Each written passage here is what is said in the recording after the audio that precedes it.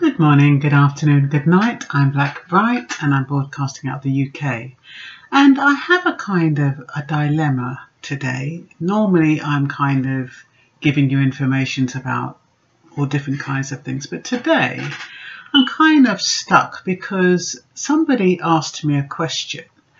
It has legal implications, but it could apply to anyone really, and that's why I'm putting it out there. There's a Jamaican lady. She had a 12-year-old son who was born in the UK for a Jamaican national who lives in the UK, but he's domiciled in Jamaica. She had another child 5 years ago who was also born in the UK, but she died in childbirth. So now we have these two boys are now with guardians. Both guardians have settled status. They're legally in the country. And they're now trying to get British citizenship for the two boys. They sent off the application to the Home Office, and the Home Office have said, no, they can't be British citizens because they have to assume the mother's nationality because she didn't have settled status at the time she died.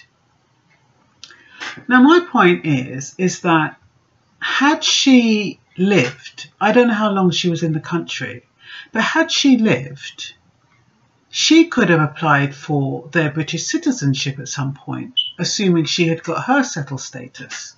And then I'm thinking that shouldn't the carers or the legal guardian, because they have settled status, be able to apply on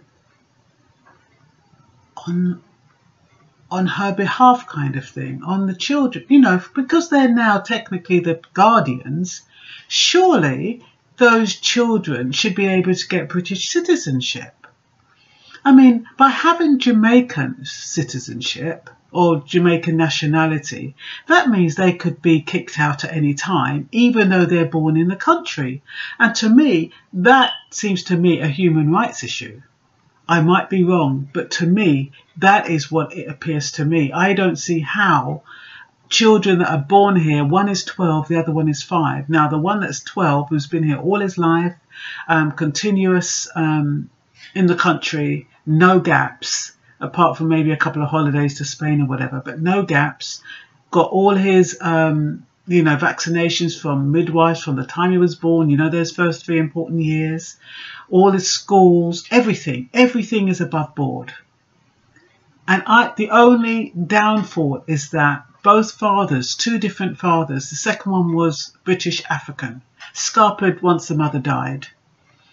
But my point is that because he's scarpered, there's nothing to prove that he was the father of the child. And he wouldn't have done DNA anyway if he was, because he's a Jehovah's Witness. So anyway, he's out of the picture completely. The guardians don't know where he is. They don't know where the first father is. So these 2 children are being penalised for the behaviour and conduct of the parents. And I don't believe that's right. And I just wanted to read out a case law. The consideration, I think the document is ID 1 and stated the 22nd of February. The consideration of a child's best interest must not be affected by the conduct or immigrant history of the parents or primary carer, but these will be relevant in the assessment of the public interest. So that had to do with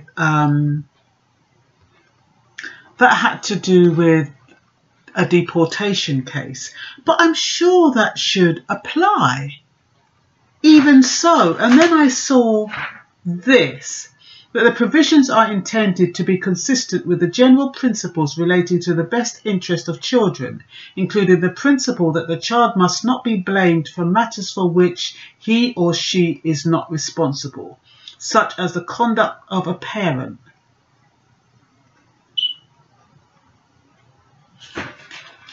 So I'm thinking, I mean, I don't know if there's any lawyers listen to this, I doubt it, but I'm thinking to myself, that these two children, why should they be penalised for the conduct? Okay, it's not a deportation case, but why should they be penalised for the conduct of their parents? One, unfortunately, has died, may her soul rest in peace, and the two fathers are scarpered. But the fact that they was born in the country, one's been here over 12, one's here 12, I don't know if that father was settled at the time that 12-year-old was born, which is probably why he couldn't register the child, because the mother is a foreign national, you see. So if that father, I don't know if he's settled now or not. I mean, the carers don't seem to know much about the fathers. She said, oh, she thinks he's settled or whatever. But my point is that if he's not settled and she wasn't settled, then that child technically would have to take the nationality of the mother. But I just think it's unfair when, you know, that 10-year rule could apply, but only if the father is British. I just think there should be something that could be done about those two children. If there is, if you know of any loophole, just put it in the comments, please. I'd really like to, I don't want to give this lady false hopes, but if there is a credible and dedicated lawyer out there who does know genuinely of a loophole with regard to this, I'd love to hear from you. Okay, and that's all for now. Bye-bye.